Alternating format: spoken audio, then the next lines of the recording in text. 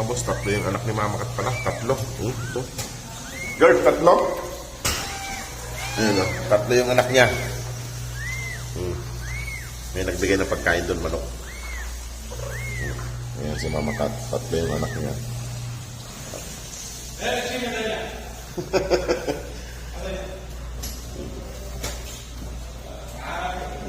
Ano, nilabas nila lahat?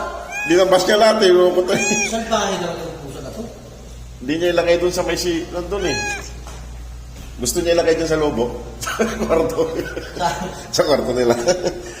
Ayan, tatlo yung anak niya. Tatlo.